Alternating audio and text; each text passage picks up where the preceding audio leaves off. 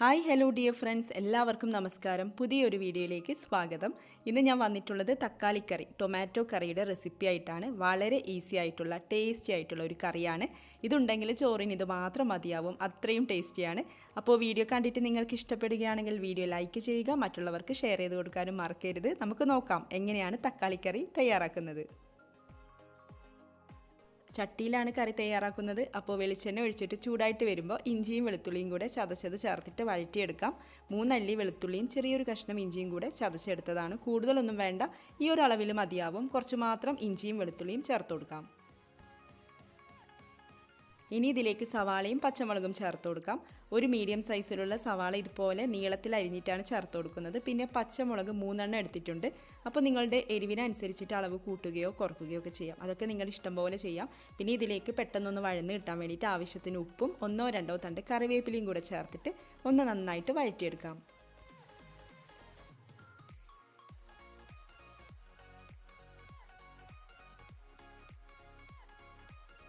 Flame കുറച്ച് വെച്ചുകൊണ്ട് ഇനി പൊടികൾ ചേർത്ത് കൊടുക്കാം. 1/4 ടീസ്പൂൺ മഞ്ഞൾപ്പൊടി, 1/2 ടീസ്പൂൺ മല്ലിപ്പൊടി, 1 ടീസ്പൂൺ മുളക് പൊടി, ഇത്രയും പൊടികളാണ് ചേർക്കുന്നത്. അപ്പോൾ ഫ്ലെയിം കുറച്ച് വെച്ചുകൊണ്ട് പൊടികളുടെയൊക്കെ ഒരു റോസ് സ്മെല്ലൊന്ന് മാറി വരുന്നത് വരെ ഒന്ന് നന്നായിട്ട് വഴറ്റിയെടുക്കാം.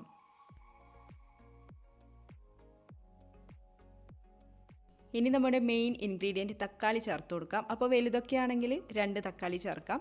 മീഡിയം സൈസിലുള്ളതൊക്കെ ആണെങ്കിൽ 3 തക്കാളിയൊക്കെ ചേർത്ത് കൊടുത്തോളൂ. അപ്പോൾ തക്കാളി ചേർത്തിട്ട് അടച്ച് വെച്ചുകൊണ്ട് ഒരു 5 മിനിറ്റൊക്കെ കുക്ക് ചെയ്തെടുക്കാം, വെള്ളം ഒഴിച്ചിട്ട്.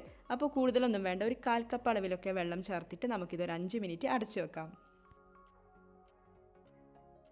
ഇതിവിടെ 5 മിനിറ്റ് കഴിഞ്ഞിട്ടുണ്ട്. തക്കാളി നന്നായിട്ട് വെന്തുടഞ്ഞ് വന്നിട്ടുണ്ട്. ഇനി അടച്ചു വെക്കൊന്നും വേണ്ട, ഇനി തുറന്ന് വെച്ചുകൊണ്ട് നമുക്ക് 1-2 മിനിറ്റ് നന്നായിട്ട് ഇളക്കി കൊടുക്കാം. ഇനി ഇതിലേക്ക് തേങ്ങ അരച്ചത് ചേർത്ത് കൊടുക്കുന്നുണ്ട്. തേങ്ങ ഞാനിവിടെ 1 കപ്പ് തേങ്ങയിലേക്ക് 1/2 ടീസ്പൂൺ പെരിഞ്ജീരകം ചേർത്തിട്ട് കുറച്ച് മാത്രം വെള്ളം ഒഴിച്ചിട്ട് നല്ല കട്ടിയിൽ അരച്ചെടുത്തതാണ്. അപ്പോൾ ചെറിയ ജീരകമല്ല, പെരിഞ്ജീരകം തന്നെ ചേർത്ത് കൊടുക്കാൻ വേണ്ടിയിട്ട് ശ്രദ്ധിക്കണം. അങ്ങനെ വരുമ്പോഴാണ് നല്ല ടേസ്റ്റ് കിട്ടുന്നത്. അപ്പോൾ തേങ്ങ ചേർത്തിട്ട് ഒന്ന് ചൂടാക്കി എടുക്കാം.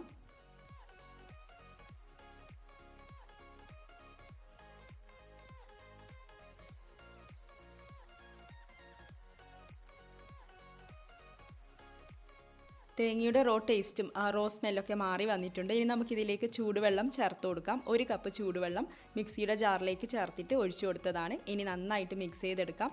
കറി തിളപ്പിച്ചെടുക്കേണ്ട ആവശ്യമൊന്നുമില്ല, കറി വീണ്ടും ഒന്ന് ചൂടാക്കി എടുത്താൽ മാത്രം മതിയാവും. അപ്പോൾ നമുക്കിങ്ങനെ ഇളക്കി കൊടുത്തുകൊണ്ടിരിക്കാം. കുറച്ചുകൂടെ വെള്ളം ചേർത്ത് കൊടുക്കുന്നുണ്ട്. അപ്പോൾ നിങ്ങൾക്ക് എത്രയാണോ കറി ആവശ്യം അതിനൊക്കെ അനുസരിച്ചിട്ട് വെള്ളം ചേർത്ത് കൊടുത്തോളൂ. ഇതിൻ്റെ ഇടയിൽ ഞാൻ ഉപ്പ് കൂടെ ചേർത്ത് കൊടുത്തിട്ടുണ്ടായിരുന്നു. അപ്പോൾ നമ്മുടെ കറി ഇവിടെ ചൂടായി വന്നിട്ടുണ്ട്. ഇനി നമുക്കിതങ്ങോട്ട് എടുത്ത് വെക്കാം. ഇനി കറിയിലേക്ക് താളിച്ചൊഴിക്കണം, അതിൻ്റെ കാര്യങ്ങളൊക്കെ നോക്കാം. ചൂടായ വെളിച്ചെണ്ണയിലേക്ക് 4 ചുവന്നുള്ളി ചെറുതായിട്ട് അരിഞ്ഞത് ചേർത്ത് കൊടുക്കാം. പിന്നെ 1-2 തണ്ട് കറിവേപ്പില കൂടെ ചേർത്ത് കൊടുക്കാം. പിന്നെ ഞാനിതിൽ കടുക് ചേർക്കുന്നില്ല, അപ്പോൾ നിങ്ങൾക്ക് താല്പര്യം ഉണ്ടെങ്കിൽ കടുക് ചേർത്ത് കൊടുത്തോളൂ. അതൊക്കെ നിങ്ങളുടെ ഇഷ്ടം പോലെ ചെയ്യാം. ഇതിലേക്ക് ഒരു 3 വറ്റൽമുളക് കൂടെ ചേർത്ത് കൊടുക്കുന്നുണ്ട്. അപ്പോൾ നമുക്കിതൊന്ന് മൂപ്പിച്ചെടുക്കാം. ഫ്ലെയിം നന്നേ കുറച്ച് വെച്ചുകൊണ്ട് നമുക്കിതിലേക്ക് മുളക് പൊടി ചേർത്ത് കൊടുക്കാം. 1/4 ടീസ്പൂൺ മുതൽ 1/2 ടീസ്പൂൺ വരെയൊക്കെ മുളക് പൊടി ചേർക്കാം. നല്ലൊരു കളർ കറിക്ക് കിട്ടാൻ വേണ്ടിയിട്ടാണ്. അപ്പോൾ പൊടി ചേർത്ത് കഴിഞ്ഞാൽ പിന്നെ കരിഞ്ഞു പോവാതിരിക്കാൻ വേണ്ടിയിട്ടൊന്ന് പ്രത്യേകം ശ്രദ്ധിക്കണം. ഇനി നമുക്കിത് കറിയിലേക്ക് ചേർത്ത് കൊടുക്കാം കേട്ടോ, എന്നിട്ട് മിക്സ് ചെയ്തെടുക്കാം. അങ്ങനെ നമ്മുടെ തക്കാളി കറി ഇവിടെ റെഡി ആയിട്ടുണ്ട്. വളരെ ഈസിയാണ്, എന്നാൽ നല്ല ടേസ്റ്റി ആയിട്ടുള്ള കറിയാണ്. അപ്പോൾ ചോറിൻ്റെ കൂടെ മാത്രമല്ല, ചപ്പാത്തിയുടെയും അപ്പത്തിൻ്റെ ഒക്കെ കൂടെ നല്ലൊരു കോമ്പിനേഷനാണ്. എല്ലാവരും ട്രൈ ചെയ്ത് നോക്കുക. നിങ്ങളുടെ അഭിപ്രായം കമൻസിലൂടെ അറിയിക്കുക. ഇതുപോലുള്ള റെസിപ്പീസുമായിട്ട് നമുക്ക് വീണ്ടും കാണാം. താങ്ക്